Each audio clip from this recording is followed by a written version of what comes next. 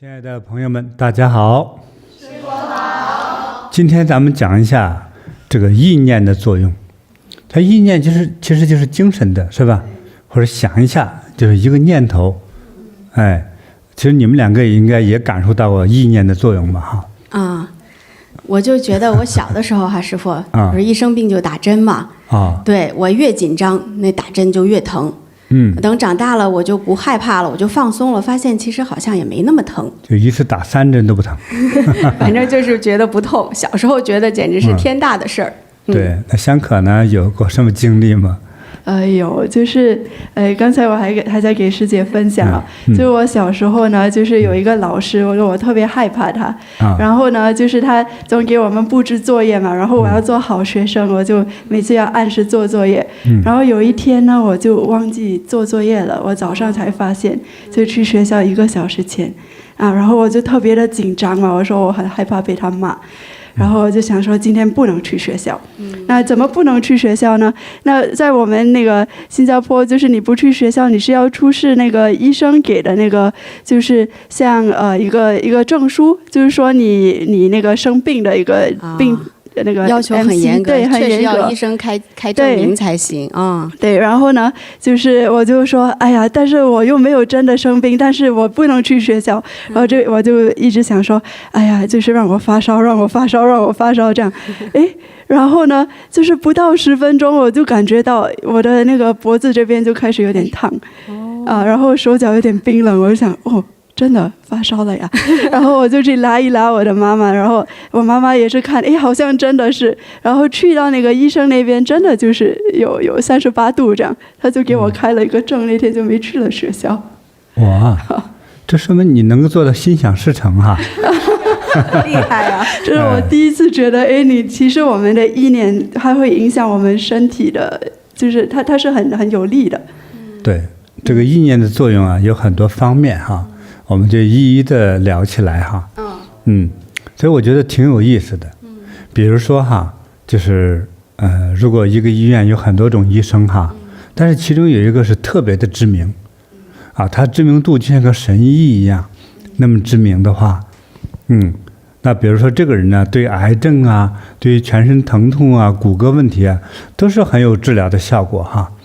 所以有类似这种病的病人呢哈。就是好不容易去挂号去找这位专家来看病，往往他们就说呢，出现一个效果，就是挂上号之后，尤其是病人来到医院，就在那排队等候的时间，他的疾病都会减轻，尤其是疼痛的疾病，明明在家里头疼痛的就会又喊又叫哈，就好像失控了。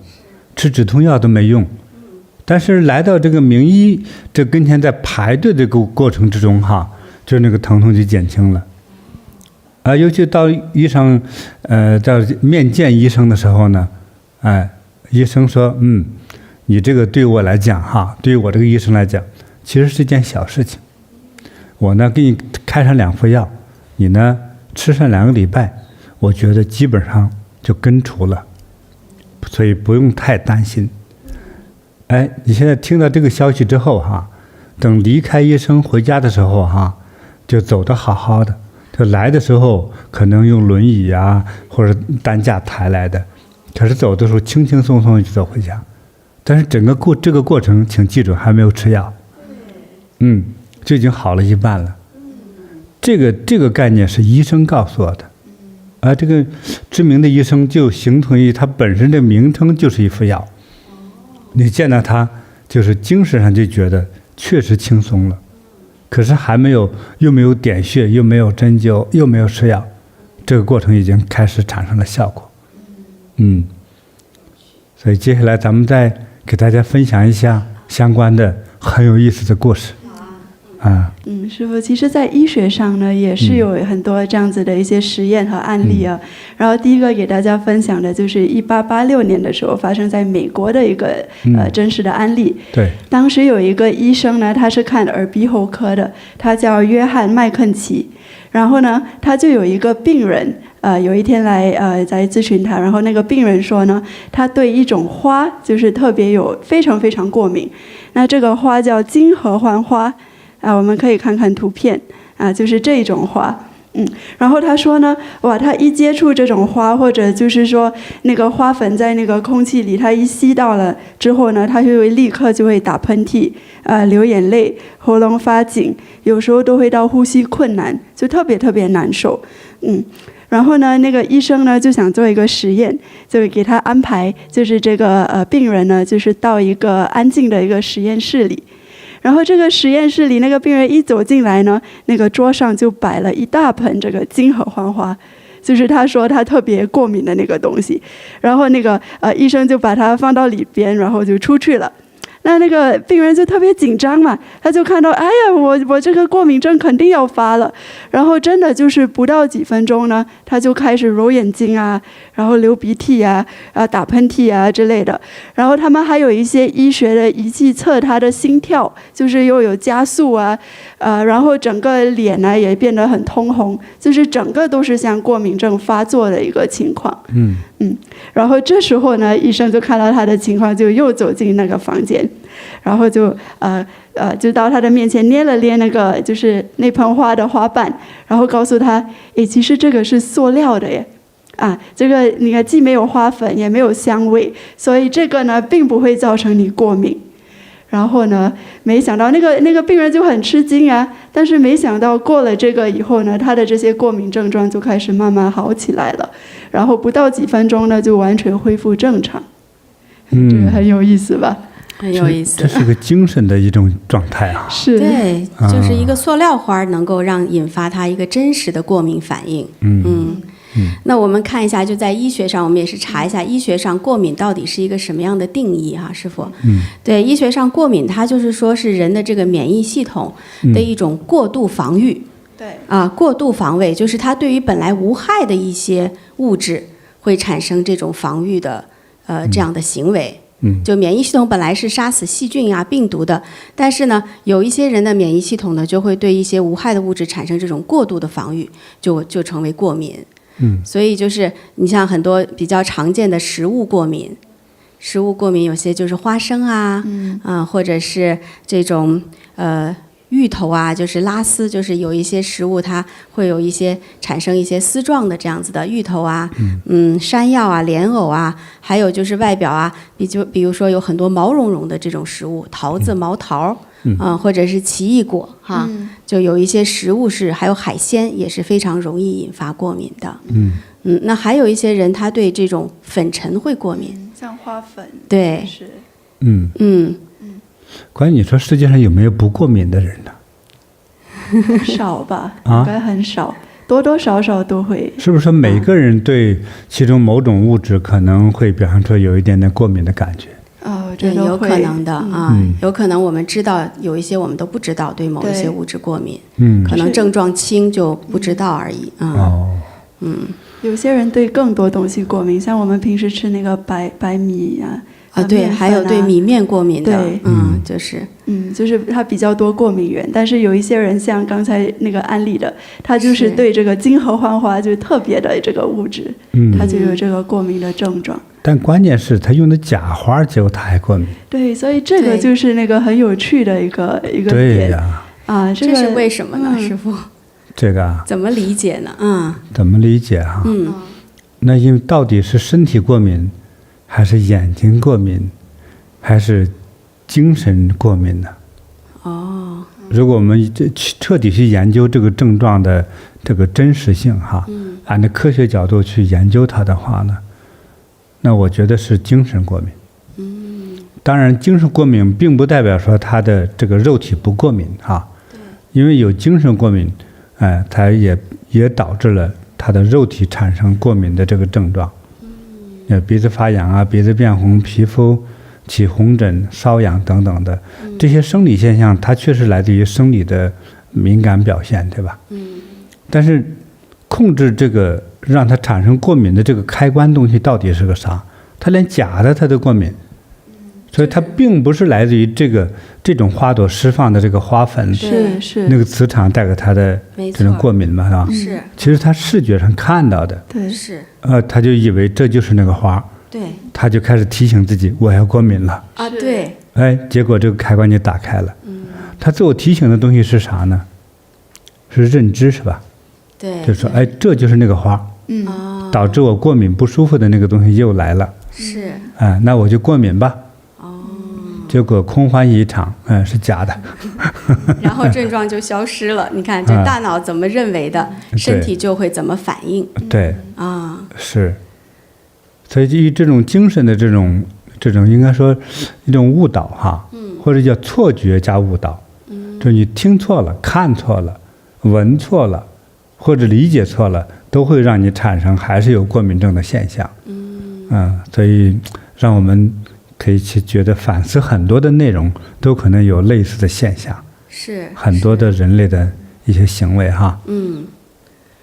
对，你比如说你小时候曾经被蛇咬过或者被狗咬过，是吧？所以你看见蛇啊狗啊就害怕。其实比如说被狗咬过的人比例哈，在当代挺多的。因为当代很多人家不生孩子，专门养狗嘛。对。这个狗它不是人啊，它一急了之后或者自我保护，它就咬人，是吧？但是被咬的人呢，尤其是不是自家的狗咬的哈，从此见了狗就害怕，他就有那个恐惧的。就老远就躲着狗走的人，都是被狗咬过的。对，我小时候被狗咬过。之后我是看到那个布娃娃狗，我就躲着走。我知道它不咬我，我觉得就形成了习惯，我就绕着走。就是。有些人长得像狗，我也躲着他。躲着，看见狗就躲远远的啊。是。那小时候如果被狗啊或者被蛇伤害过，看见它的这种蛇的照片或狗的照片，有反应，也会有这种恐惧的反应。没错。至少是反感。对。就知道这是张照片，但是你开始烦这个样子，这个形象。让你排斥它，那你的排斥感也是过敏，它只是过敏的另一种表现而已。说我排斥，我反感你，我躲着你，是吧？对。这个也是一种过敏的一个表现。好呀。那这个时候我也是网友朋友们肯定也有很多相关的这样的经历哈，师傅。那也是欢迎大家在留言区分享啊。是。你们自己的经历，或者是你们认为的意念对自己曾经产生的作用。好，那师父，我想接下来也分享一个故事。这个故事还是挺令人震惊的哈。对，这个故事来自美国啊，它是在1970年代发生的。在美国的田纳西州呢，有一位70多岁的老人，他叫山姆。他呢，被医院诊断为食道癌的患者。同时呢，他被诊断之后呢，他就接受了各种各样的治疗，包括手术啊、化疗、放疗，他都接受了。那个年代呢，癌症治愈的案例呢是比较少的，当时的扫描技术啊也不如现在。在他经过那些治疗之后呢，医生给他又做了一次扫描，发现他的肝脏啊出现了肿块，于是呢就断定啊他的癌症转移了，已经进入到了晚期了。那医生呢就神色非常凝重地告诉了这位山姆大叔，就说你的癌症啊是无法治愈的了，现在只剩下几个月的时间了。山姆听完呢沉默了很久，在回家的路上，他呢也就给自己定了一个目标，他呢希望能够活到圣诞节，和家人一起过最后一个节日。他10月底出的院，当时出院的时候啊，他的状态还是不错的。可是呢，等回到家，接下来的这个日子里啊，他就开始变得沉默，食欲下降，身体呢也迅速的虚弱。他本来还能够正常走动、自由活动的他呢，很快呢就变得卧床不起了。他的家人和朋友啊，都用眼神在告别，也逐渐地接受了这个结局。圣诞节那天呢，一家人围坐在一起，气氛非常的安静，但是伤感。山姆啊，看着窗外的雪，脸上呢也带着平静的笑容。新年过后的第2天，也就是1月2号，山姆再次入院了。24小时以内，他就去世了，好像完成了一个任务。他去世之后呢，他的主治医生啊就为他做了尸检，结果呢却令主治医生大吃一惊。他食道里的癌症其实已经完全消失了，只有肝脏啊看到一个很小的2厘米的恶性结节，这样程度的癌症根本不足以致命。那山姆呢，他在没有致死的癌症的情况下，相信自己得了绝症，只有几个月的寿命。那不仅如此呢，医生、家人和周围所有人呢，也都是这么想的。结果呢，这个信念变成了预言，他真的在几个月后就这样离世了。对，这是在美国的一个真实的故事。对，那这位山姆他怎么也会真的是因为一个误诊然后自己相信自己会死亡，然后真的身体就走向了死亡，就是这个比那个看见合欢花假合欢花觉得要过敏这个要严重多了，师父。对，其实在精神世界之中这个就叫否定自己。否定自己。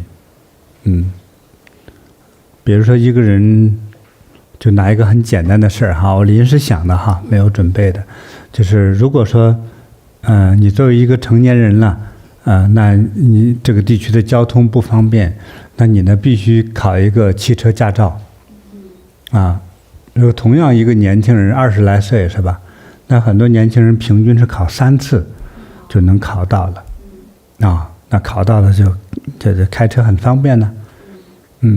结果有一个人呢，比如考了15次还没考到，但是到第15次的时候不是没考到等他考完了之后，因为那个考官就坐在他的车里嘛，结果他说你这个样子怎么能拿到驾照，之后就下车了，他就愣在那里头完了来的朋友就说你赶快下车吧说刚才那个考官说什么呀，他说我这个样子还怎么能考到驾照，完了他感觉到两眼无神就人生失去了方向。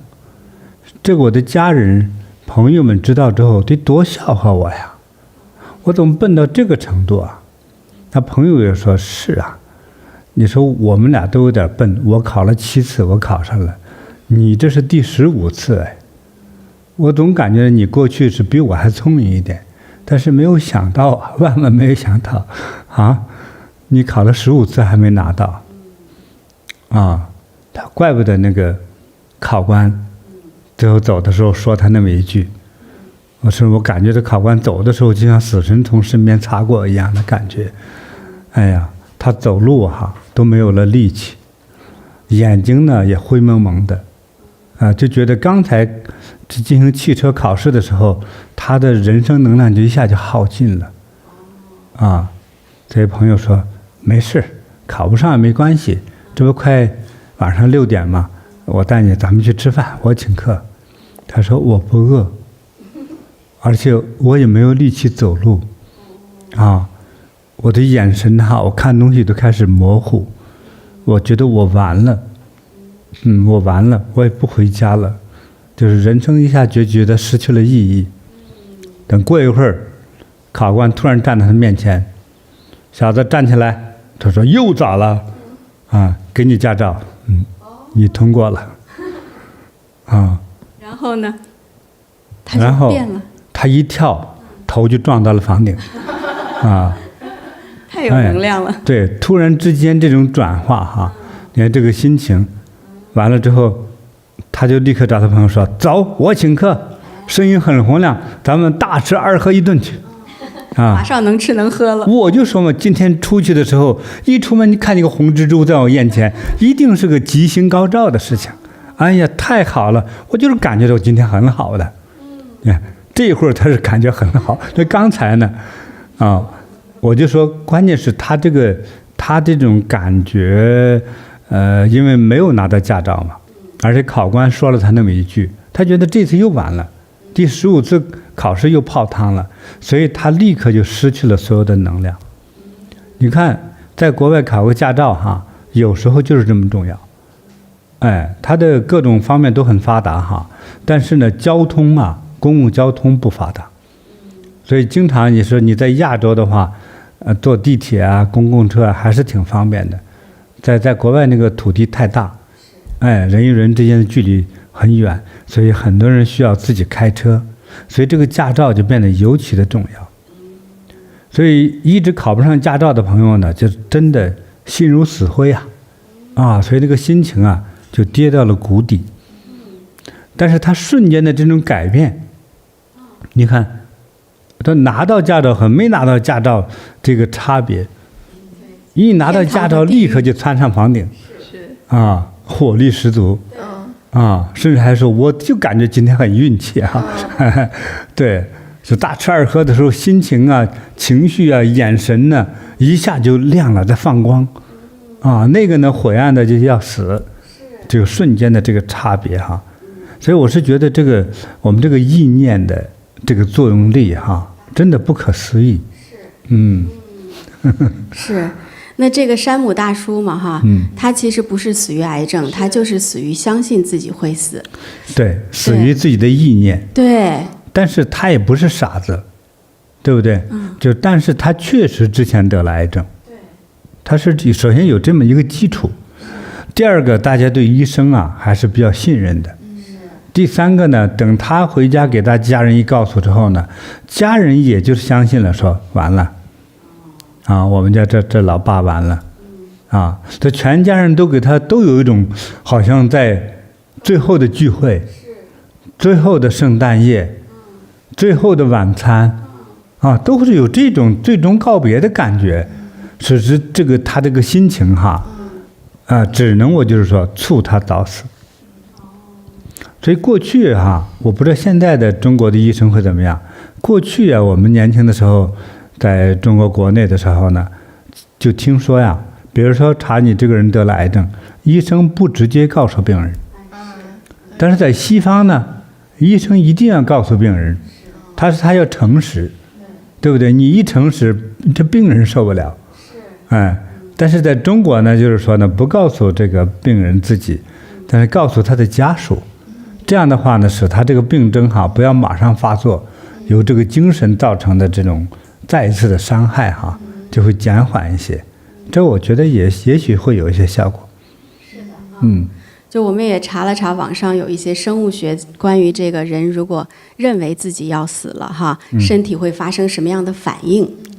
对，他说身体有3个步骤。首先呢，就是身体本来正常的人会分泌这个多巴胺，多巴胺就是快乐的这样的一个激素还分泌血清就是让人生活有活力但如果人认为自己已经绝望了，没有生命的希望了，他就停止分泌了，或者至少是抑制分泌了。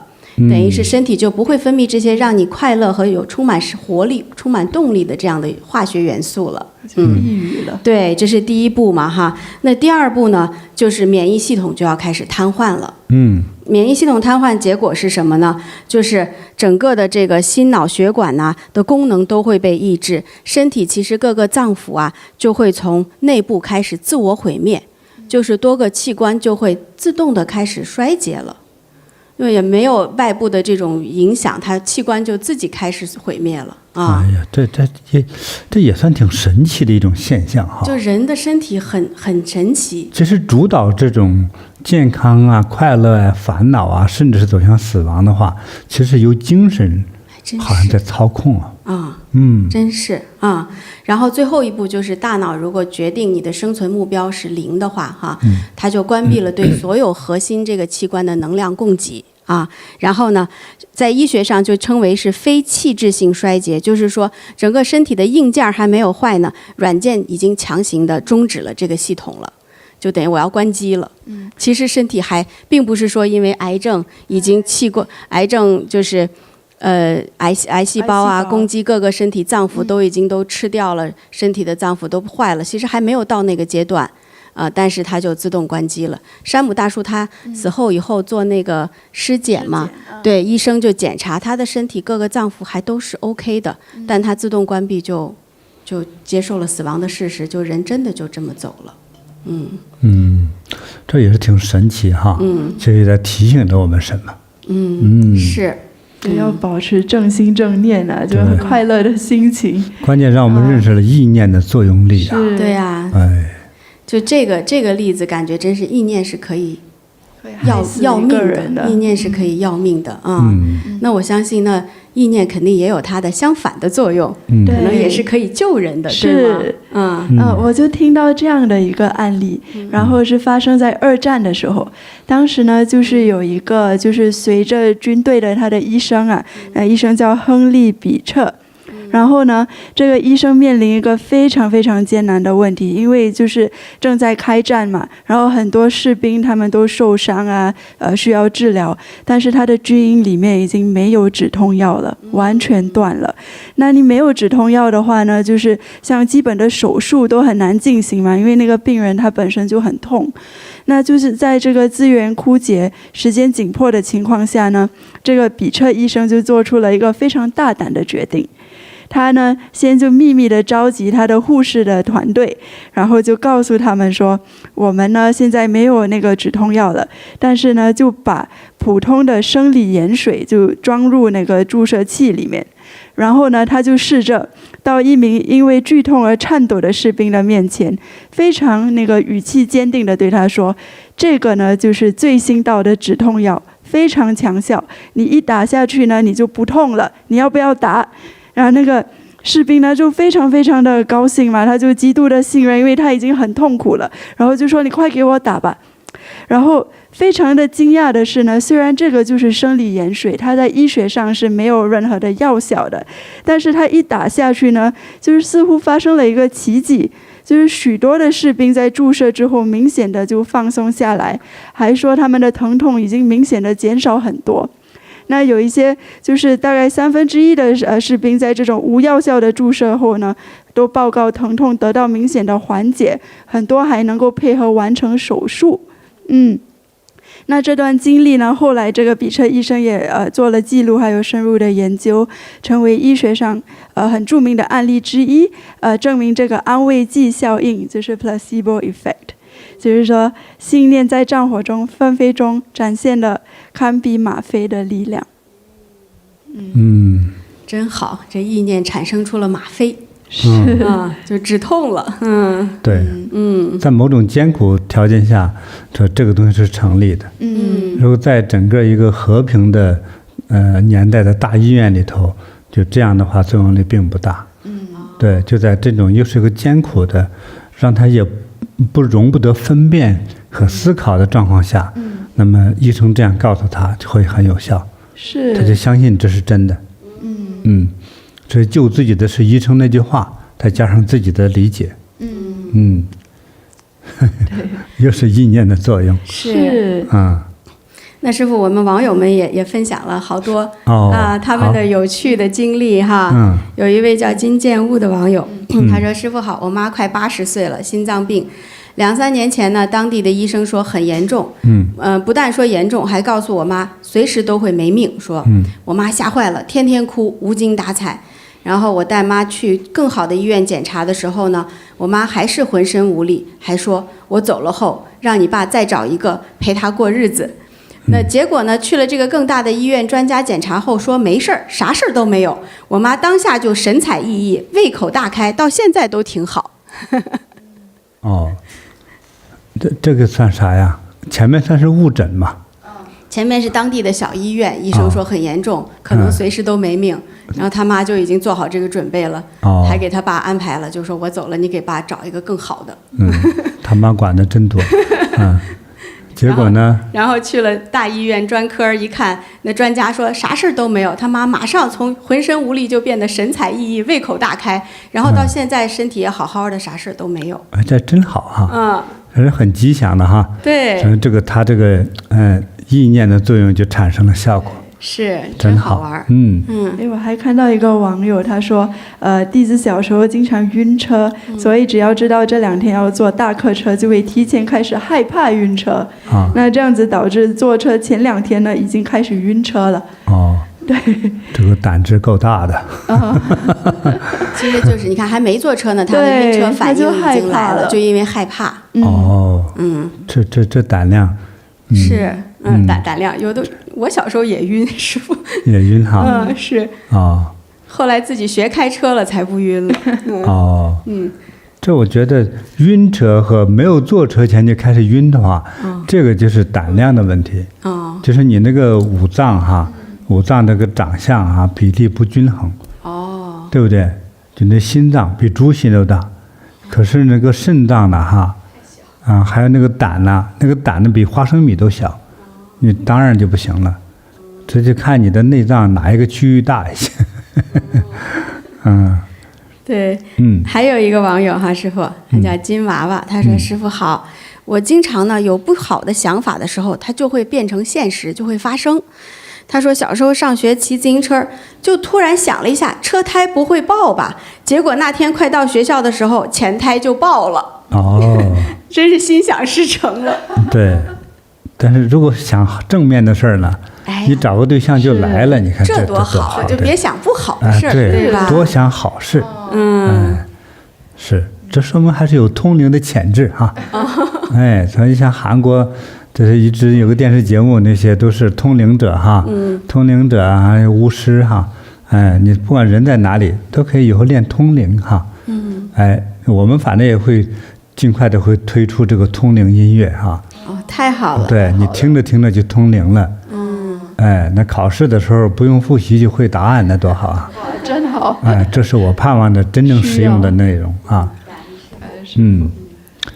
还挺好玩很多人都在讲他的故事对，好，那我也讲一个这个之前我在一个报道，这个报道是一个很完整的科学试验，这个试验的国家就是中国。那对他当时有一个团队呢，就是专门研究这个女人在这个生孩子生产过程之中，就面对疼痛这个问题的一项研究。其实这个研究主要是研究它意念力的作用。你看我们今天的话题很吻合。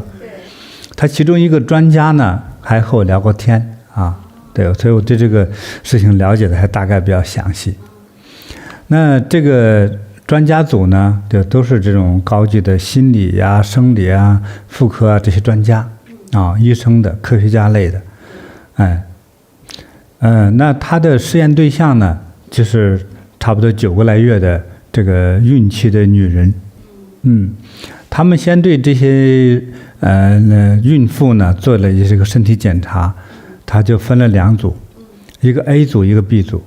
比如说 A 组的人呢，多数是在这个妇科怀孕等等检查之中呢，就可能说容易产生难产什么之类的这样的一个人群，就10多名。那 B 组也是10多名。就是比较容易顺产的，身体很棒的、健康的，就这样2个对照组。但是他们请的这2个年长的医生很会说话，就是一个大圈套高手的医生，就又能说，但是医术还不错的这2个专家。A 组的专家呢，就这个老太太是个老的妇产科医生，他就鼓吹什么呢？鼓吹散步，这都是科学实验嘛。为了科学实验，他就给他们说女人们，你们不要不敢动，该吃就吃，该喝就喝，可以看着电视跳舞都可以对，因为你已经很快就要生了，你适当的运动增加的快乐，生孩子就变得更容易了那有些第一次想做妈妈的这个孕妇就说，怎么多容易呢？说就像母鸡生蛋一样，咣一声出来一个蛋，就简单，很容易他在接下来的诱惑，我奶奶生了12个孩子，没有一个让她难产的等生到第6、7个的时候，她自己开始都不用接生婆了，全部自己搞定就解决了这就是生孩子是女人的本能说疼呢，哪疼还没等疼的孩子就出来了，对不对？就是这样子的，其实就很简单那也有人说有人说我有什么肌瘤我有什么这个症状那个症状，可能不利于生孩子，是吧？那都是医生吓唬你如果做身体检查，人体没有一个是十足健康的，总能找出一些毛病来。那么甚至还有一些医生哈，也就是说，那你缺血他缺钙这老太太医生就说，嗨，他们就是为了推广药卖药，其实你没事儿，你啥都不吃，正常吃饭就可以，只是吃的营养呢，因为有个孩子嘛哈，有2个孩子在肚子里头而已，所以你可能会吃饭多吃一份，营养稍稍加强一点就可以了不要吃的很多这种药物性的补充的这些东西，这样对那个胎儿没什么好处。这老太太医生介绍的其实是对的。咱们再说 B 组B 组对照的就叫难产论。就本来这10多个女人呢，实际上她的身体健康，容易生孩子，就是生孩子的时候应该是比较容易的。可是呢，他们为了做科学实验嘛，他就鼓吹难产，说这个生孩子我建议你们签个字，或者让你们家属签个字是吧？就希望你能够推进产房，你还能活着出来这个生孩子是要半条命哎呀，那不死也扒层皮呀，那是痛苦至极就是打上4针吗啡绝对止痛药你还是感觉无比的疼痛，就把这个生孩子说的就是比登天还难呢他就鼓吹了1个多月每天就鼓吹，搞得这个孕妇特别的紧张。我们说结果就结果呢 ，A 组应该是难产的这一群人比如说这12个女人，只有1个产生了点障碍，之后他们也动用了一点器具，这个孩子还算是顺产生了，也几乎都是顺产生。但是按照正常在医院里头看到这些女人呢，肯定得剖腹产或者做什么手术之类的结果她们几乎都是顺产。那么第2组本来是应该顺产的女人呢，就有8个都是难产就是很艰难，就是说还没生的时候不行了就乱喊叫就觉得哇这个天要塌下来了，这个生孩子这一关怎么这么要命呢？对，弄得孩子胎儿弄得也受罪，该生不下来有的生半年卡住了都有，所以就是弄得很狼狈，所以就难产。这个医生呢给后头几个人开始改变方略，也变成顺产了。怎么改变的呢？说这家伙人命关天呢，就咱们鼓吹一下，他真生不下来怎么办呢？就是说我们在科学实验在骗你的，其实你的身体比母鸡下蛋还更方便，你不信试试，你稍微一咳嗽，那孩子就出来了。就他们在这种提示下，又是很顺利的，就是后头5、6个人也是顺利的就生了，所以这个，比如说从女人来说生孩子，本来其实应该是一个很自然的事情，有没有难产的呢？就是在自然的身体状态之中有，应该不到1/10，它比例没那么高。而当代呢，咱们刚才也做了个调查你俩也说说看，在当今的世界之中平均超过35%以上的都得去剖腹产，对不对？是。你看越发达的城市和国家呢，它这种就是非顺产的可能性就更高，对不对？甚至40%多，对不对？都是叫医生给鼓吹的。还有的是你本来是顺产有些妇产科医生为了多拿一份工资，多拿一份手术费，对不对？说你这有问题那有问题，说必须开刀。你看，你本来可以顺产的，就非得走向开刀这个结果。也有一些不良医生的贪财行为，对不对？再有更多的就是为了卖野药，而且这补铁、补钙、补血、补神经，反正一大堆药说给你，就是你也不吃，对你和胎儿都不好，甚至是生不出来，把你给吓的，对不对？所以吃了一堆药，花了一堆钱，最后其实本来顺产而造成了精神上的难产，结果变成了实质的难产，对，是吧？这是我们调查的资料嘛？对，我们还看到就是很多私立医院，它的剖腹产的那个率比公立医院还高，就40%、50%都有可能。公立医院是公费嘛？公费的话说你随便就生是吧？一咳嗽就出来了，可能就这么说的，这就是自然状态。所以他的剖腹产的比例就低一些，对不对？那私立医院呢，说有钱我才看私立医院，对不对？既然有钱，多宰你几刀，就给你先念咒，就说你这儿不行，那儿有问题，就是你肯定要剖腹产。这个把这孕妇给吓的，剖腹产吧，其实本来你是可以正常生的，吓。的这个精神的作用哈，也带有。当然，医生有时候一个孕妇躺在那个病床上的时候，有可能这个时候变成就不由自己了，就完全由医生绝对的操控，对不对？就是你本来如果过一会儿半小时就生出来了，医生说剖腹产切刀吧，对不对？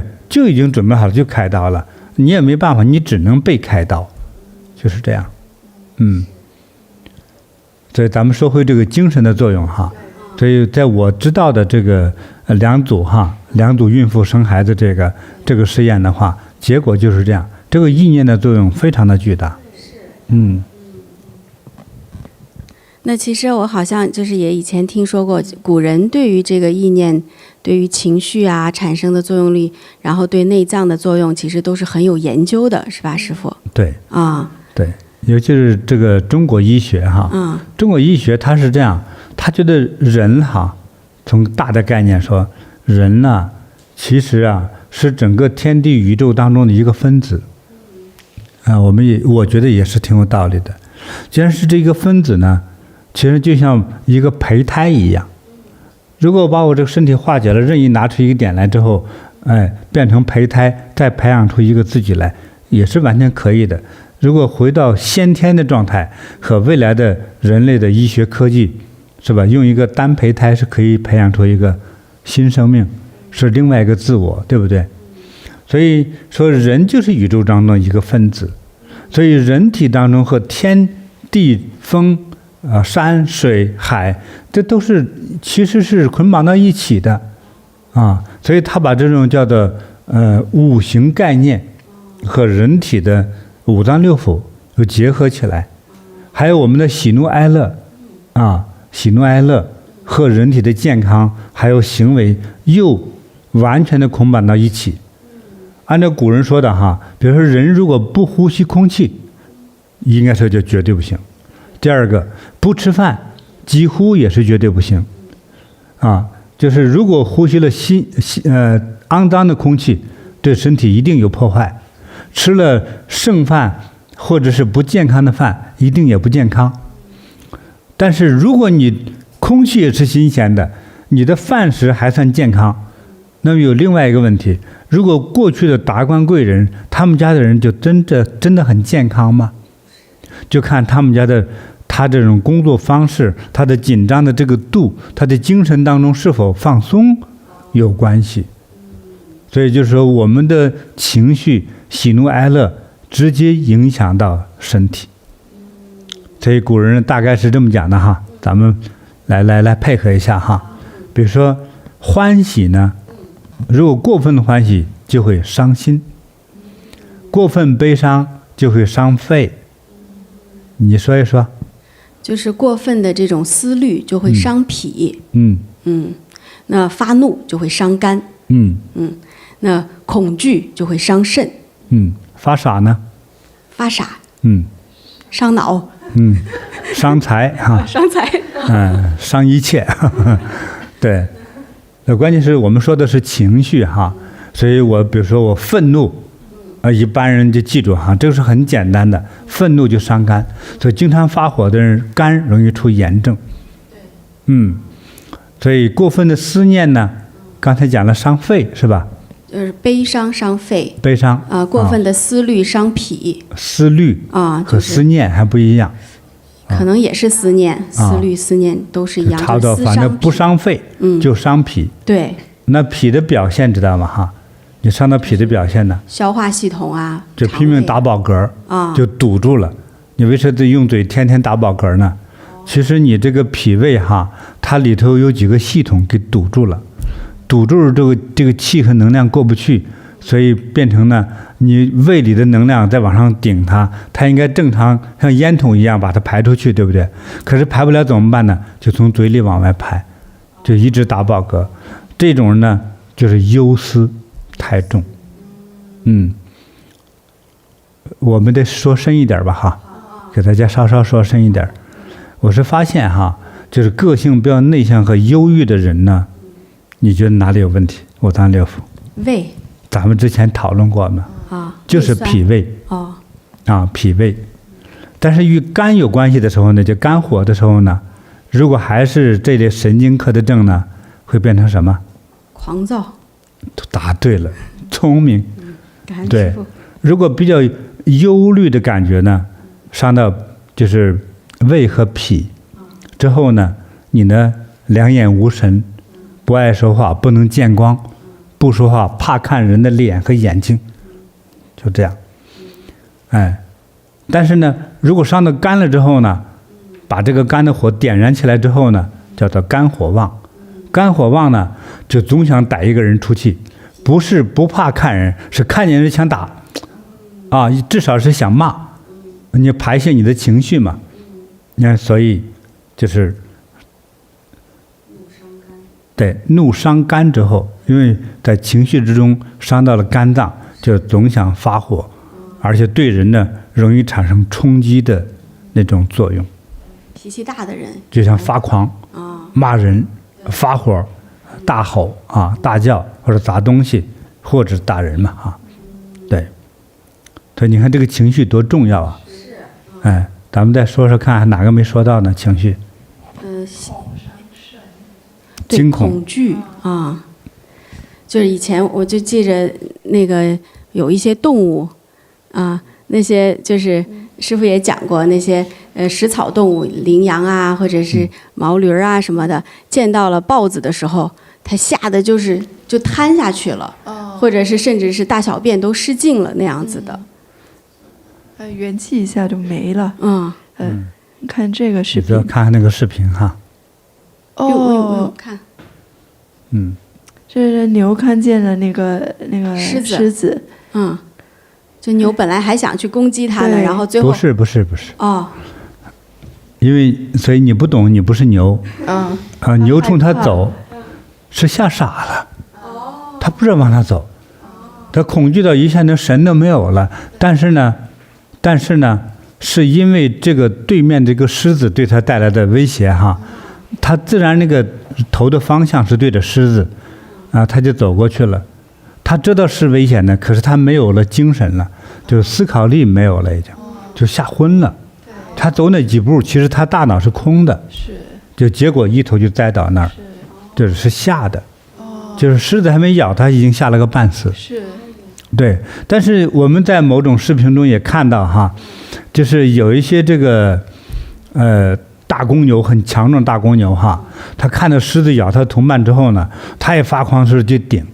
这是很雄壮的那个大牛，但是多数的食草动物哈，等看到狮子之后就晕了，或者是吓得大小便失禁，因为惊恐嘛。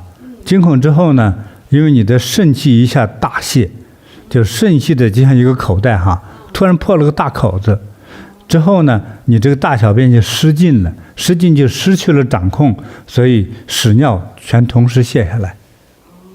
对，而且那个腿呢，还会一颤抖就趴到地上了，这是一定的。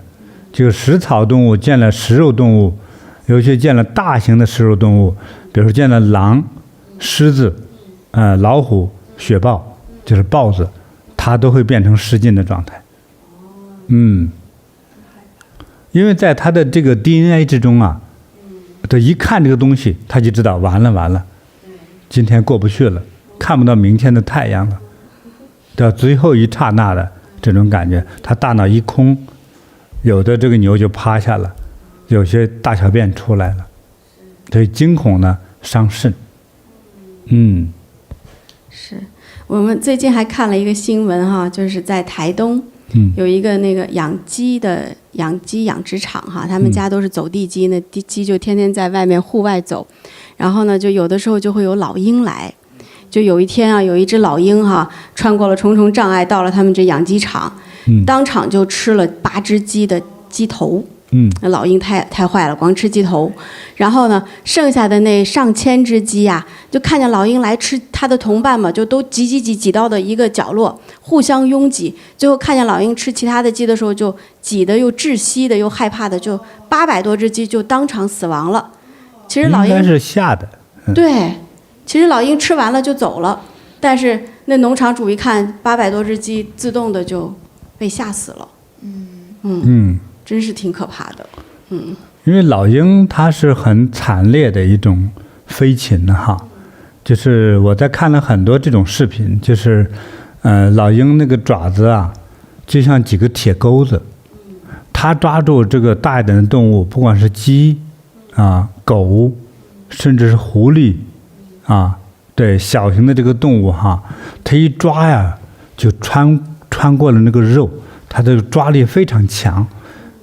甚至是说抓住你的骨头，就是你根本没法动，它那个翅膀又大哈，它这个应该叫承载能力非常强，就把这个动物一下就带到了天空，对，所以它是非常凶残的食肉的这个飞禽动物，所以呢，鸡呢和这个鹰之间呢，它根本就是一个在天堂，一个在地狱。论这个就是搏斗能力，鸡几乎是没有，对，就是这样。所以呢，他见到了这个他的天敌哈，就立刻不光是腿一软啊，甚至直接就死过去了，就是很正常。我听到这不是第一个这种故事哈，太多了，很厉害，那人有的时候看恐怖片儿，也会吓得就瘫了，是吧，师父？对。对，这我都吓瘫过好几回哈。就是我算胆大的了。我记得那个西方人拍那个，就一个玩偶啊，一个木偶似的一个那个小孩，结果是个小鬼是吧？哎呀，从哪都冒出来就出现了，结果把人给弄死了哈。对，你看完之后知道这是电影都害怕，总想着那个黑暗的墙角里头会不会藏着一个这么的小孩，你就会害怕。就有阴影了。对，当年我在看的时候真的是很害怕，所以呢，一般演鬼片的时候，我觉得还多一事不如少一事，我还尽量别看，我宁看自己脚趾头，我也不看恐怖片，别自己吓唬自己，还得花钱买票。对不对？等于给意念里植入了一个不好的这种记忆。好像咱们有共同的感觉哈。有。对。我偶尔看过一个，看完了我就告诉自己忘了，赶快全忘掉。是。我在一个地方看一个电影院里头，就我没有想到它是恐怖片儿，那闲来又有点烦闷，那就正好那有个电影我也不知道，我就进去了，看了10分钟，我说出来吧，结果一出来。因为看不清啊，正在播电影哈，绊我一脚，就我一摸是一个人，一个人想逃跑，吓晕在那儿了，叫我爸绊我一脚，就是这么恐怖，我说太厉害了，对，所以后来我赶快抬着手机来，打开那个手电筒一照，发现这个人裤腿都是湿的哈，对，吓尿了就是，所以我们听到看到的这些事物哈，其实传达给我们的就是我们的感受。感受中呢，我们也有的人说叫情绪，来称呼这种感受，所以喜怒哀乐等等的。所以当我们特别害怕看到东西的时候，当害怕到一定程度的时候，其实我们的内脏和脑可能受伤了。比如说你看到一个很恐怖的，不管什么原因，不管什么理由下看到了极为恐怖的东西的时候，你真的比如说小便没忍住，咱们光说这一个，头发全立起来，甚至肾脏在颤抖，这个时候就有可能已经真正的受伤了。所以有很多当这么紧张出现的时候呢，很多时候这个手指手指是不好用的，比如他正在手里抓着一支笔吧，半个小时这个手都放不开的，对，就是这样，就这个吓得紧张的成这个程度，就放不开了，对，我在有一次开车的时候呢，我也是晚上开车，在温哥华，结果那是个山路，山路旁边呢就是一个森林，就怕动物突然跑出来，对，他还用了那个钢铁的围栏，我开的还不是特别快，结果我快开到一个地方，一只鹿啊，那种很大的大麋鹿，噌就窜出来，我就立刻急刹车，我生怕撞到那个动物了哈。对，其实车呀急刹车，我这个身体撞到这个方向盘，就是你想这个刹车这个速度的力度有多大呢？等完了之后哈，那20分钟之后到家了之后，我的腿呀就很痛，等我第二天看的时候，我觉得脚踝骨啊、脚趾有些地方都青紫了，不是撞了邪气，就是由紧张而产生那个力度哈，就是那一刹那，就是让你这个腿脚都不好使。那惊恐伤肾，伤肾和这个腿有什么关系呢？其实和你全身都有关系。你的有没有牙关紧咬？还有你特别害怕的时候，你的牙关有没有在颤抖？小时候有过吧？说演鬼片一边看，就一直在那抖，对不对？再紧张了之后呢，你有没有发现手在抖？我曾经看过一个村干部，完了之后呢，就给他女儿出嫁。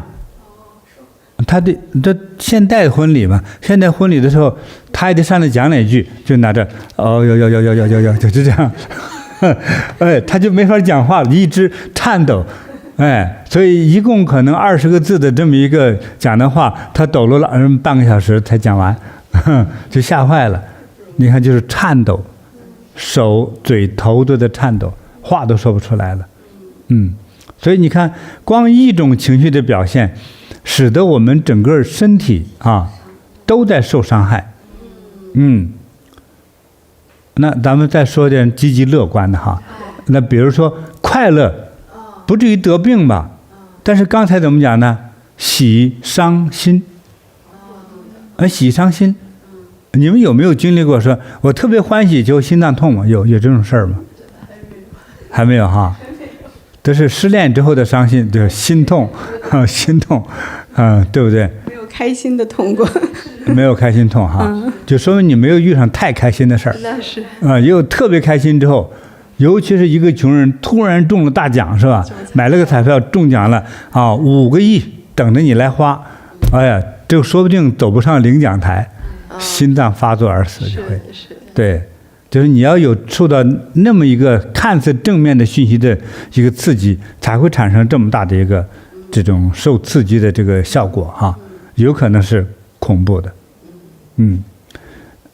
经过我的观察研究呢，如果就是出现喜事而出现对心脏伤害的感觉，原因是前面遇上悲伤的事，心脏就不舒服。完了，突然之间这不是悲伤的事，这是好事，还中了10个亿的大奖。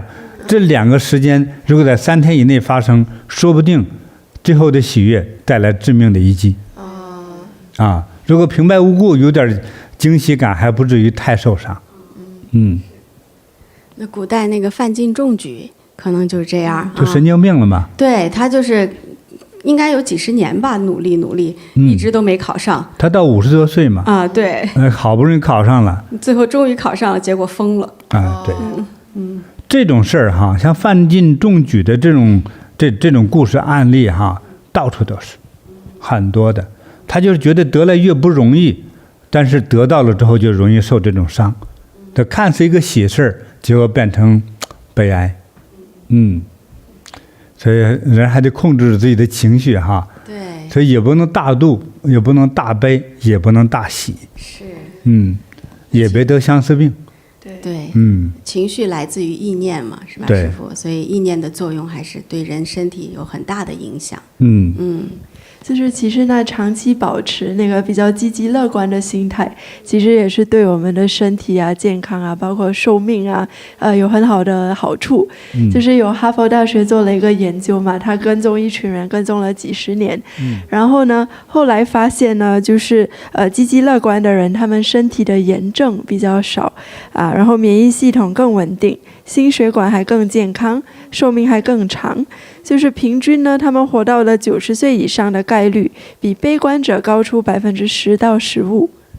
你看，积极乐观能长寿，是，真是。所以这个心态对健康有特别直白的作用力。对，所以管控好这个情绪尽量不被波动，其实有好处。真是有好处。那这个意念不仅影响我们的这个生理生理的方面，它也影响我们的选择和行为。最终可能还会影响命运，是吧，师父啊？对，比如说，我就给大家分享一个故事师父啊。对，这个故事呢是发生在第一次世界大战期间的，当时的英国伦敦一个非常凄美的爱情故事。那故事的名字叫《魂断蓝桥》后来也是被拍成电影了。那当时呢，在英国伦敦的一个夜晚因为是在战争时期嘛，突然呢，在伦敦上空就响起了空袭的警报。那警报响起之后人们就开始四处的逃窜要找这个防空洞。当时呢，就在英国伦敦有一个非常知名的大桥，叫滑铁卢大桥上呢，有一位年轻英俊的英国军官他叫罗伊。就在这个时候邂逅了一位非常美丽的芭蕾舞演员她叫马拉。那在那一刻两个人邂逅之后呢，因为是空袭警报嘛，两个人就一起躲到了附近的一个防空洞里。防空洞里挤满了人，两人挤到一个小角落呢，两个年轻人第一次相遇就开始聊天了。结果越聊越投缘两人就感觉一见如故，聊得很开心那这个年轻的军官罗伊他非常的英俊潇洒也非常的热情开朗和真诚。那这位芭蕾舞演员马拉呢，她又是一个很纯洁善良温柔的姑娘那这两个年轻人到了一起之后可以说是一见如故，一见钟情。很快呢，他们就坠入了爱河。那战争时期的爱情可能都发展的比较快没有过多久罗伊就向马拉求婚了。那马拉也很开心的答应了。可是呢，两个人就差一步没有能走进婚姻。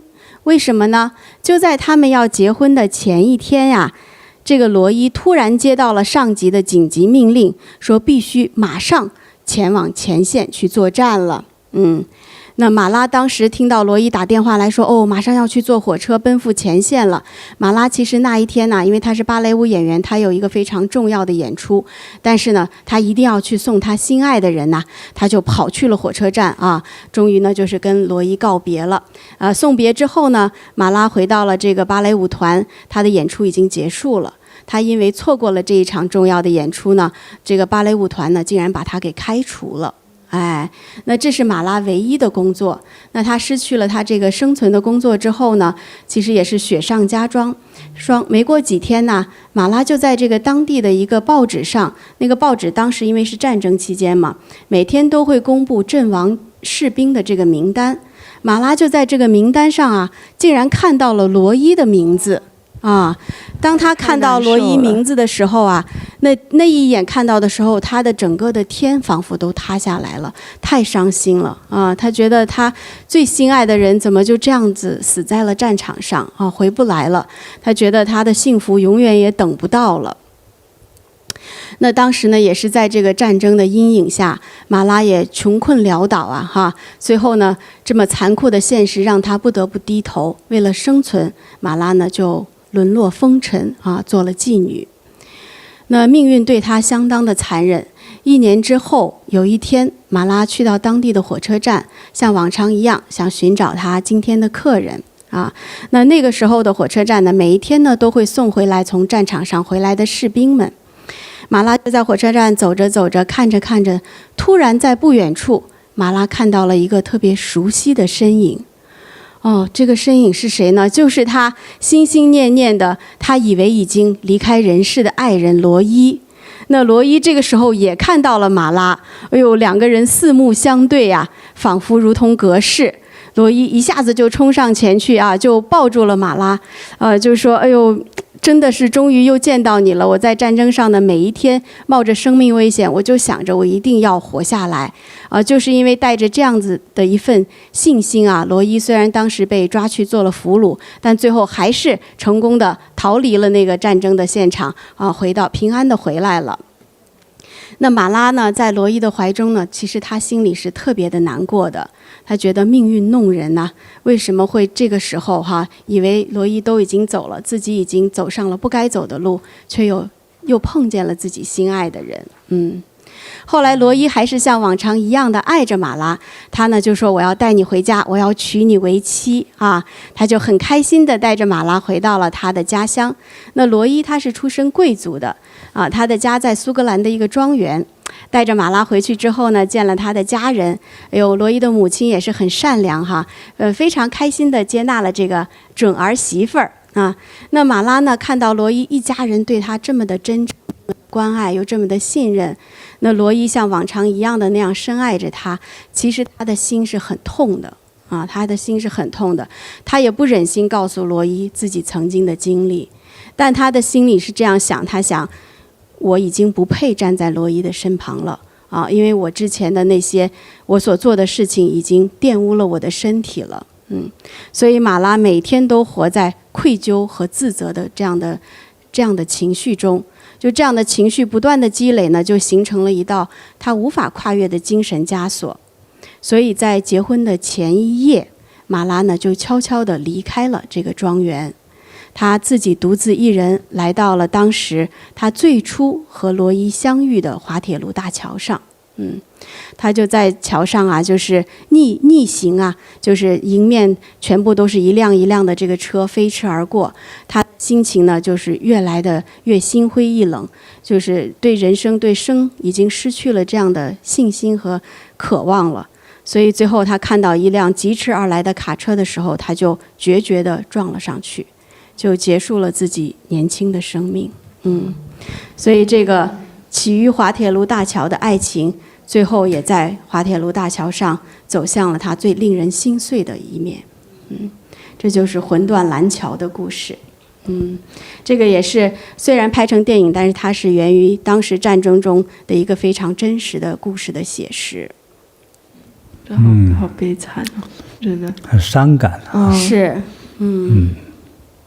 所以其实现在就是不光是在战争中了师父，包括现在很多的这个年轻人在遇到了人生中他们所认为的无法跨越的一些障碍的时候，比如说失恋或者有的是可能是被同学霸凌他们可能就会选择轻生，结束自己的生命来去就是面对这样的障碍。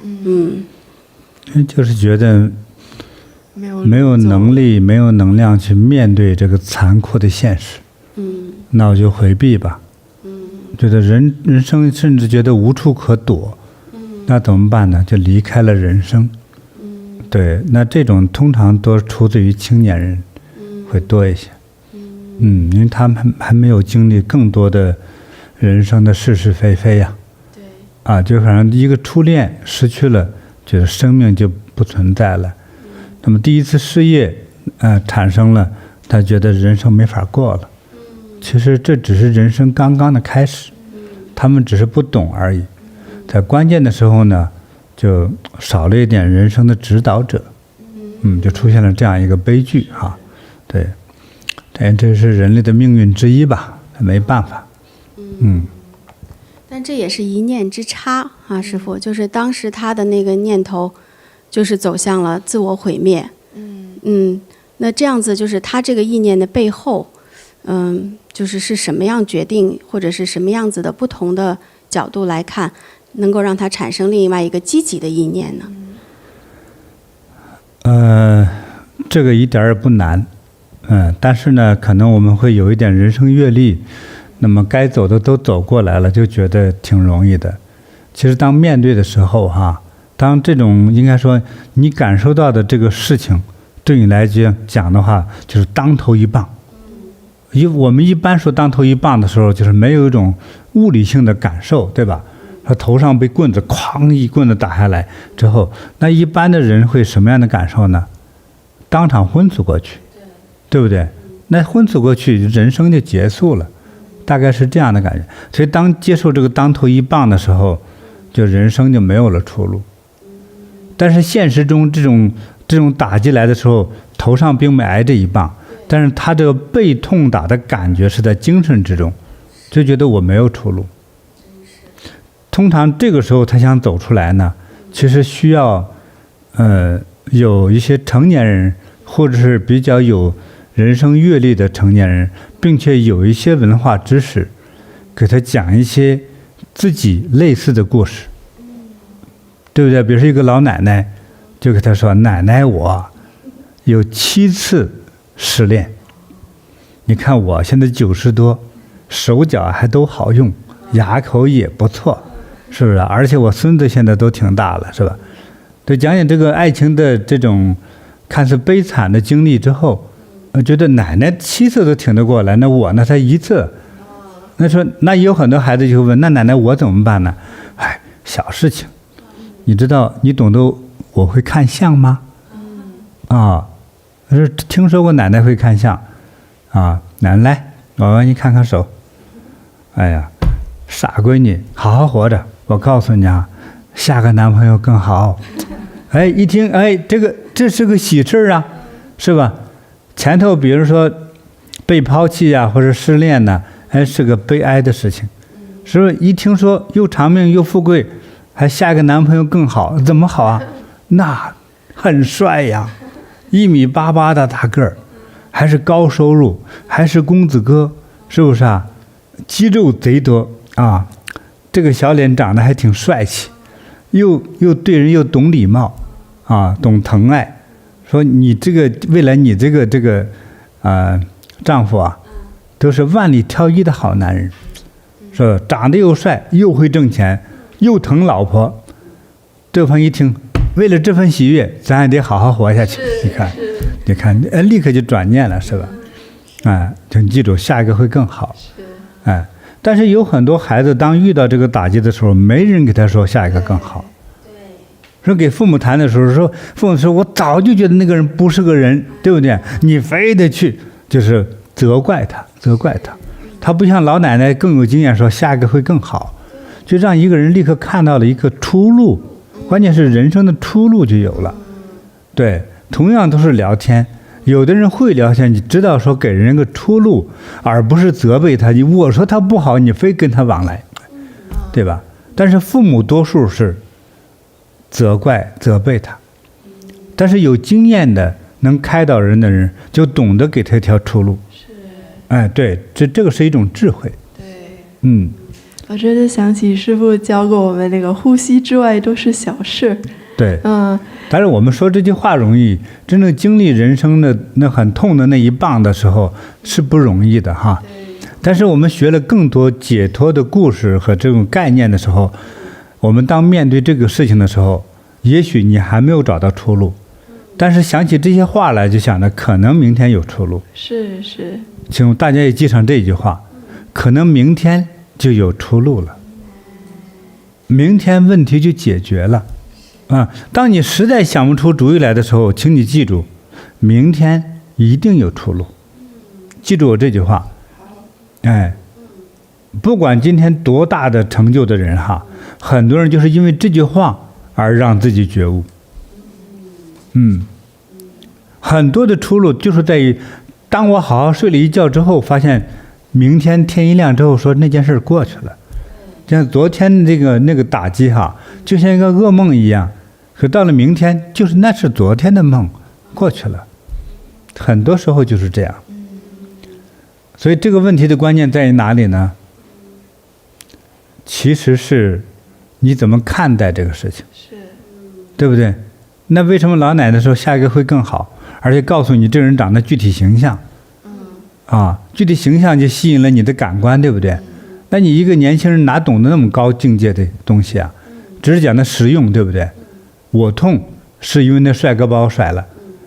老奶奶说，我知道下个帅哥哈比之前的那帅多了，是吧？又懂事又有钱，长得又好看，是不是？又是大英雄。哎，行了，什么都解决了。你要财色名利，你只要嫁给他，什么都有了。那个人就在前方等着你，谁还死啊？谁还好意思死啊？不舍得了，去迎接下一个那个更好的。那下一个的时间在哪里啊？就在明天呢，明天。对，这太重要了，感恩师父。很多事儿就是你认知的感觉，就是我们刚才说考驾照这个，一说感觉的这个讯息哈，完了，我第15次我肯定是落榜了，考不到驾照，多丢人啊！心灰意冷，就很麻烦啊。当这个心灰意冷的时候啊，好像腿也不好用了，走不动路，心脏疼痛，眼睛看不清。说当你这种失望感的时候，其实你那所谓的脑内吗啡哈。那个东西它就开始起作用了，就是熄灭、毁灭、死亡。你要死了还分泌什么快乐基因呢？不可能，对不对？什么都不快乐，就是完了、灭了、熄掉、消失。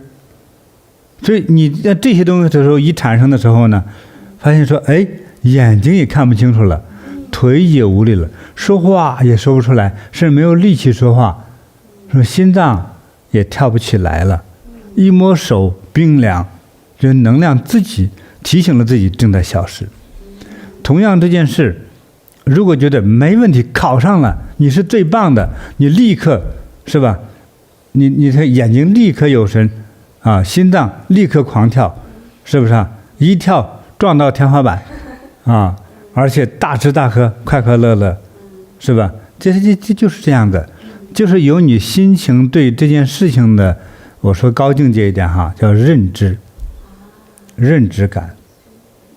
所以师父以前讲过，一念天堂，一念地狱。对，就是这个意思。是啊，是。对，所以这种认知感极为重要。我们认知感今天不会多讲，讲的越少，你越记得住哈。好的。请你思考什么叫认知感。好，师父。其实我觉得我们经常能听到师父开示，真的能帮我们就是解开很多心结，放下很多那个苦和烦恼。对，然后我其实最爱听师父讲故事了。我也是。对，师父经常给我们讲很多故事啊，里面也包含很多人生的道理。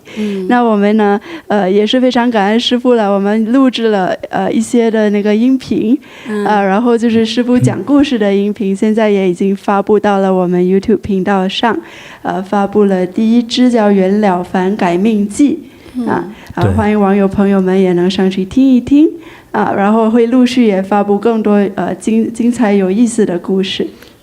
我会讲一系列的故事，其实主要是讲给一些青年人哈，睡觉前呢想放松一下，你看多了这个手机画面啊，这眼睛会变得不太好用，就开始模糊了，视力下降哈。但你不用看屏幕，你就打开手机听就可以了。你只要听这些故事啊，都是比较积极向上的。我尽量不讲恐怖的故事，什么杀人的、绑票的、鬼呀，不讲，就适合于大家睡觉前，比较正面的、励志的，甚至讲怎么发财的，对不对？怎么获得成就的，这些人的故事就是比较正面的故事。我觉得挺适合于少年、儿童、青年等人听。好，当然也不分年龄。我讲的故事呢，多数还都属于各个年龄层听的话，我觉得都挺爱听的。像这个了凡那个故事是一个古代的老故事了哈。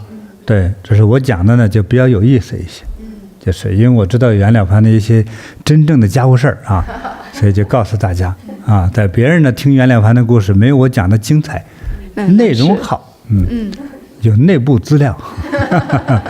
好，大家快去听一听哦。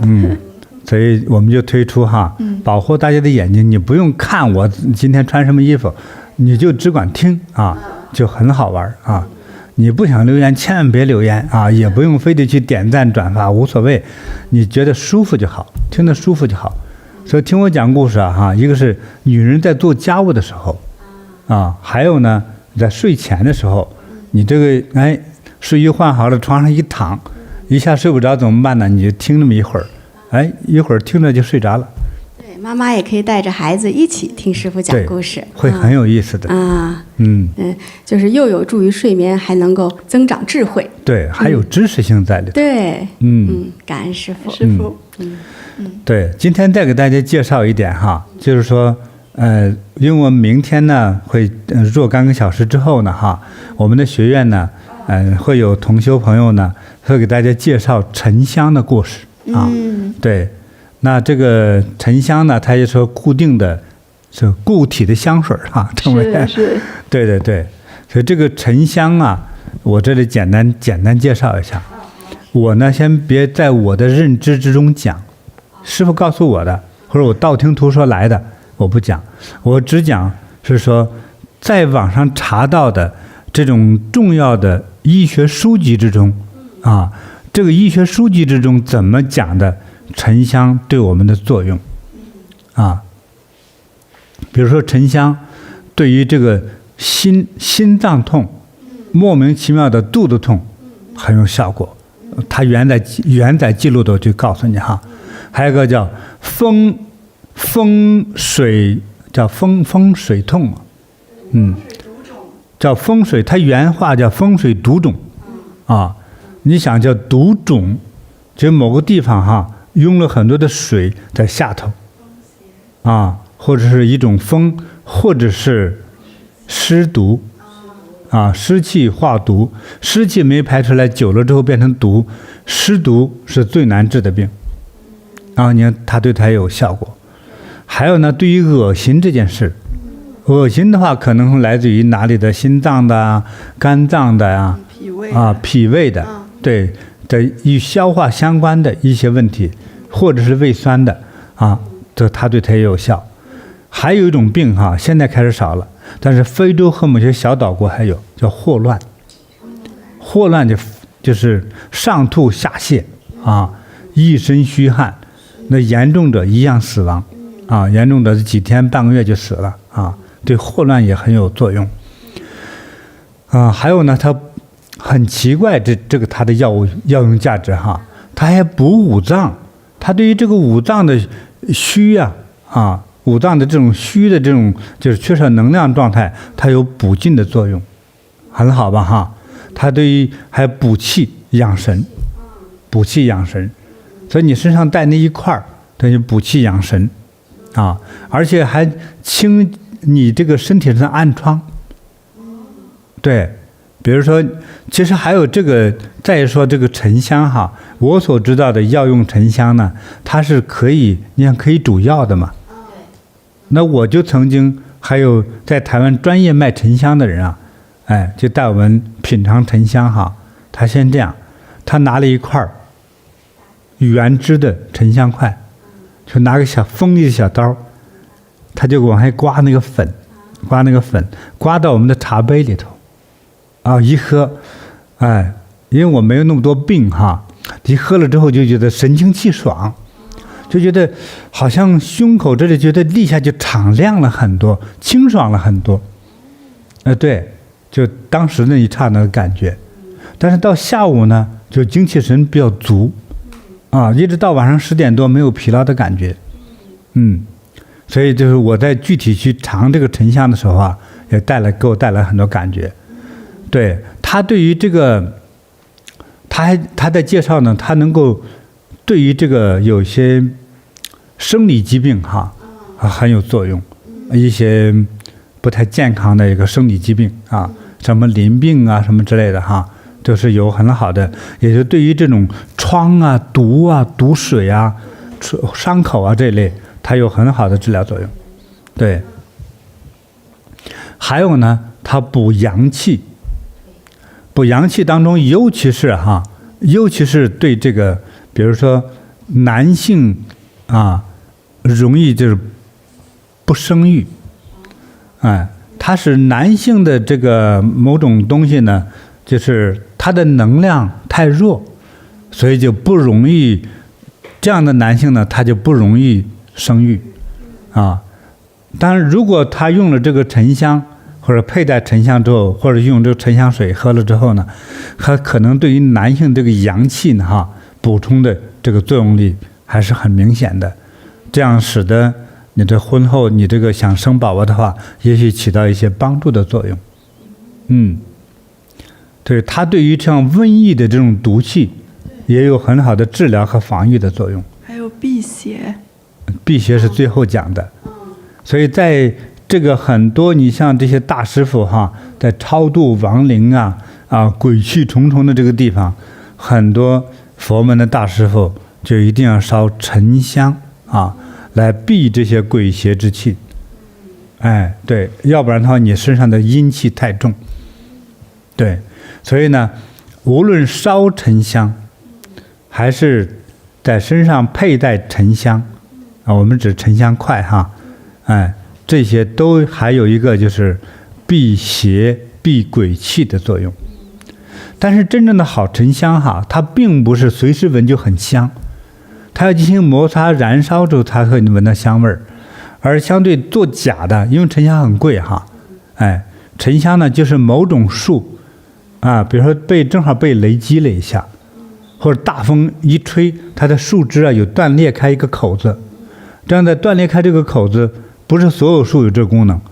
这样的树它有了这种功能呢，它自我愈合。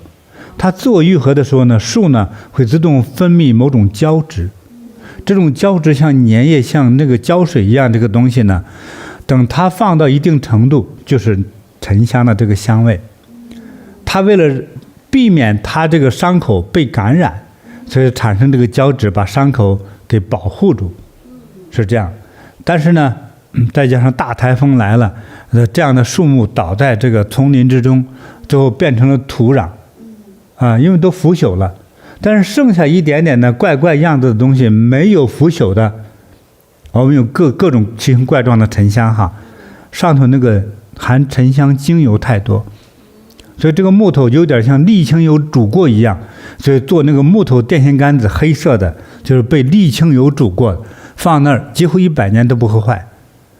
但是沉香这种自然的这个树木而结的这个香，这种精油呢，保护住的是这个树的不是全身，就是局部一个部分，或者一个圈，或者一个条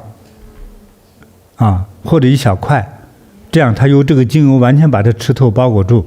这样它一旦倒在地上之后，其他地方变成了土壤，这木头本身变成土壤，但是这一块木头精油太多就没有变成土壤，就被淘宝的这些人呢，就在那深山里头到处挖掘就挖出来了，就用水冲洗一下就回来卖，就是上好的沉香。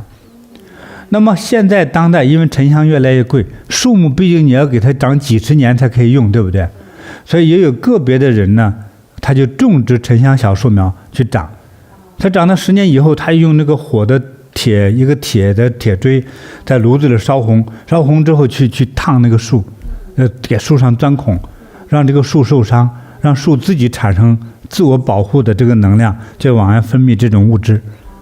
对，那这种烧出来这一块只能叫沉香木，并且味道不是很香，上带有很大辣眼的辣味，它带有辣味的沉香。说这种呢只能也是沉香，但是相对更低级，但它不算做假的。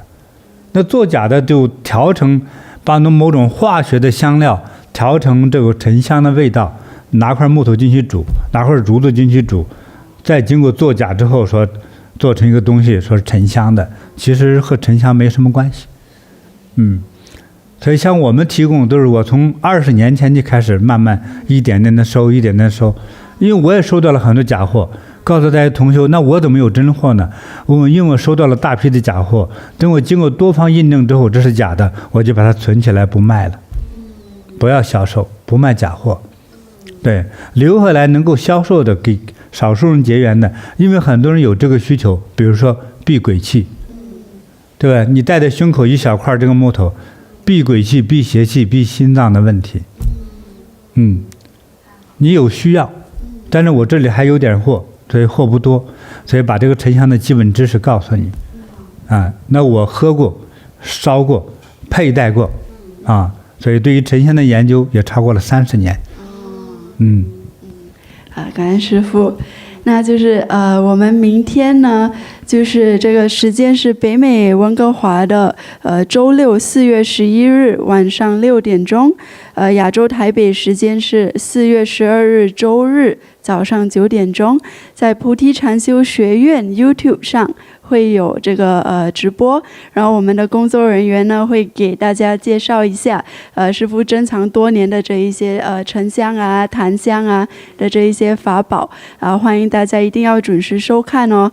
然后我们在直播期间呢还会有一些特惠啊，这个就是先不说具体啊，就是会有惊喜的，所以明天大家一定要多关注这个菩提禅修学院的 YouTube 上。对，是菩提禅修学院的 YouTube 哈，不是我们现在看到的这个金菩提宗师的 YouTube 平台，所以大家这个一定要搞清楚哈。或者是在菩提禅修学院的脸书上也是可以看到的。对，我们会在那个学院的脸书上也是会发那个明天直播的 YouTube 链接所以大家看到直播预告可以先把那个链接保存一下。感恩师父。好的。那还想跟大家分享一个好消息哈，就是我们这个优质客户菩提禅修学院优质客户的福利马上呢就要满1年了我们就满1岁了我们的优质客户对，也是非常感恩师父用这样的方式呢来回馈了很多很多的客户让我们大家都受益那2025年呢，我们推出了3个级别的优质客户，紫铜、白银和黄金那在2025年呢，其实我们的优质客户获得了很多不同的这样的礼品大奖我们回顾一下香客2025年我们都给优质客户什么样的好福利了。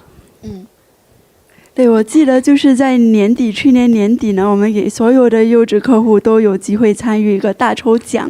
对，去年年底我们连抽了2次直播的大奖是1000多份大奖师父对，当时是所有的优质客户都有2次抽奖的机会，那黄金客户呢有3次抽奖机会。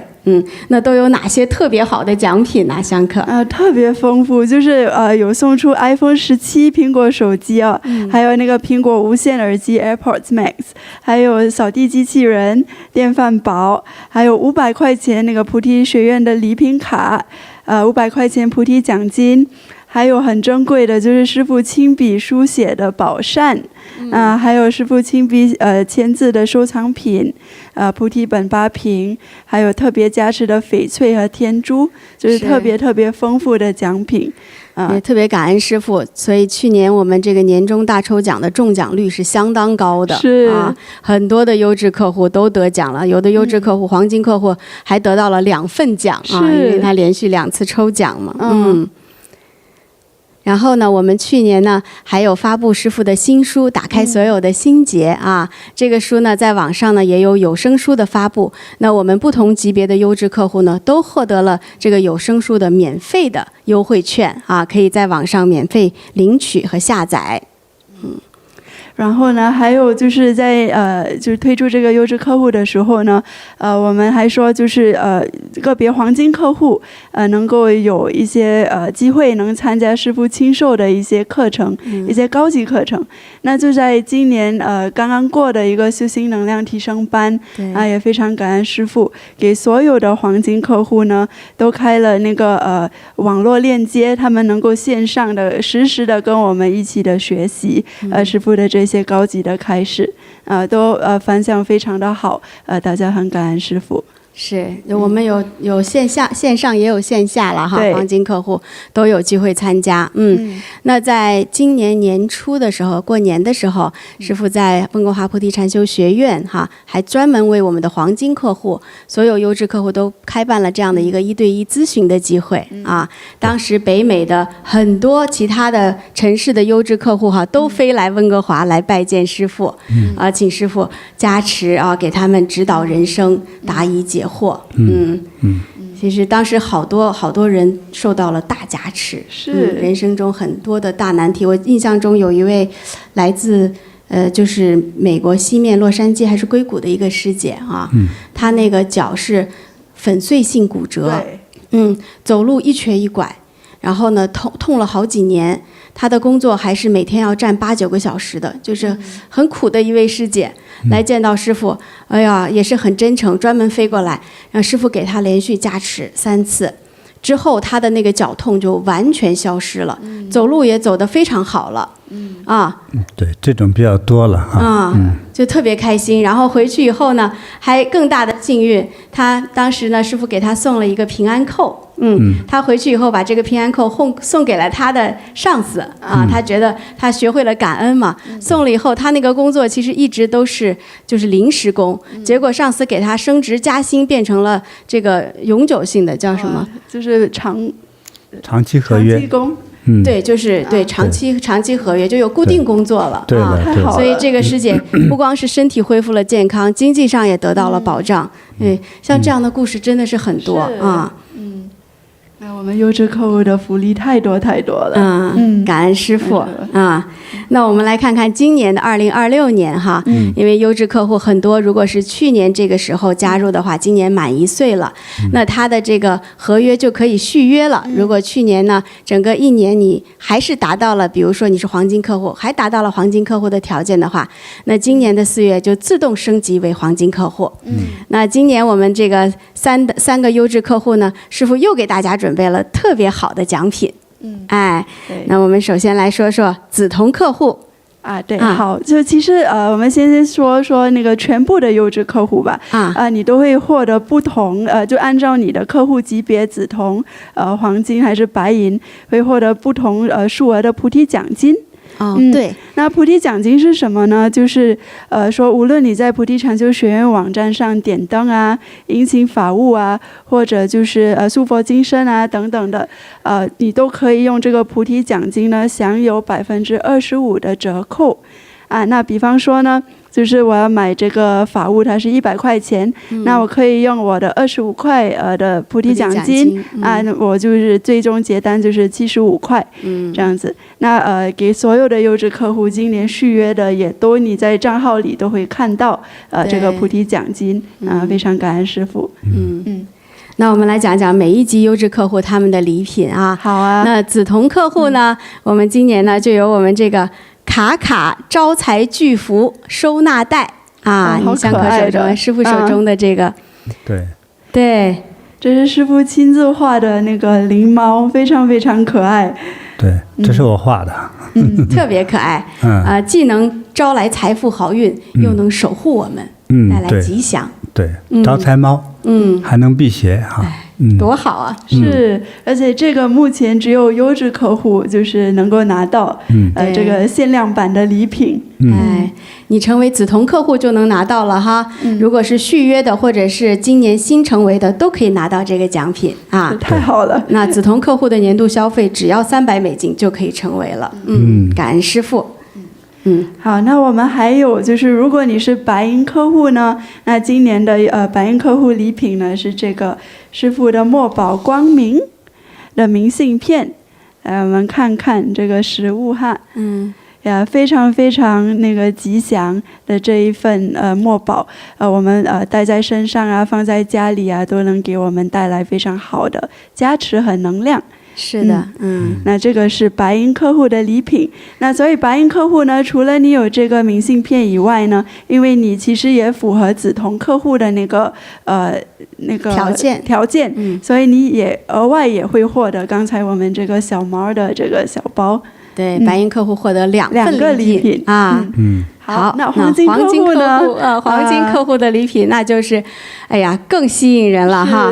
他会获得我们特殊制作的8宝灵珠就是你看，大家可以看在师父手中的这个这是真的是菩提法门限量版的8宝灵珠这里面有师父大加持，还有辟邪的药粉那在这8宝灵珠上面呢，还有我们菩提塔的印章非常的美然后也是带在身上既辟邪又带来吉祥，带来好运。感恩师父。这8宝灵珠呢，它是先说它的一些功效就是为了辟邪而生的。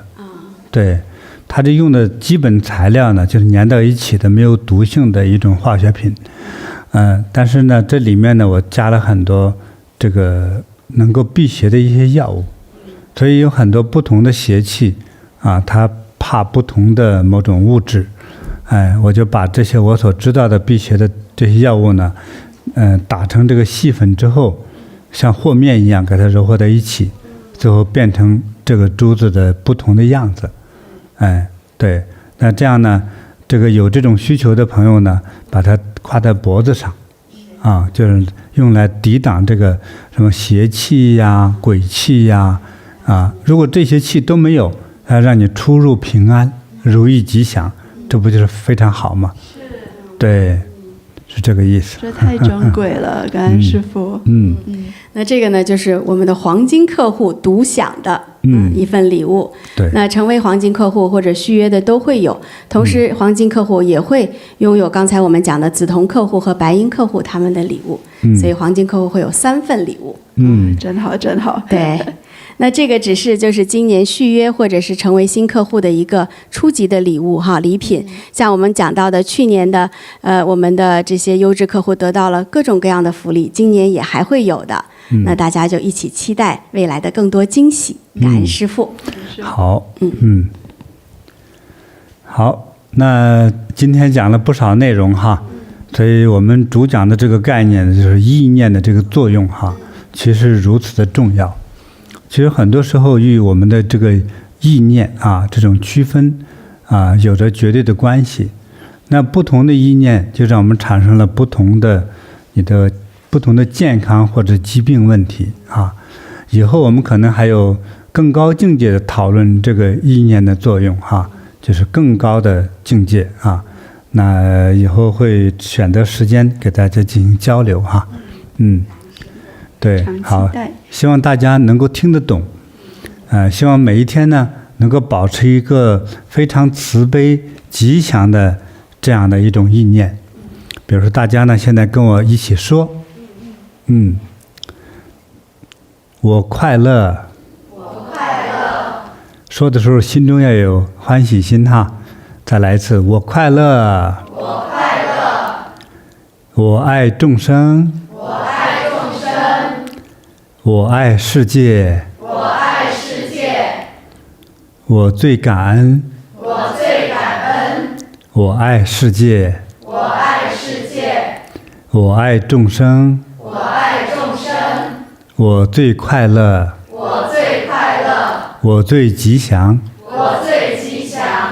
我用微笑征服世界，我用微笑征服世界。好，今天就到这里哈。祝愿大家有个美好的未来，谢谢大家。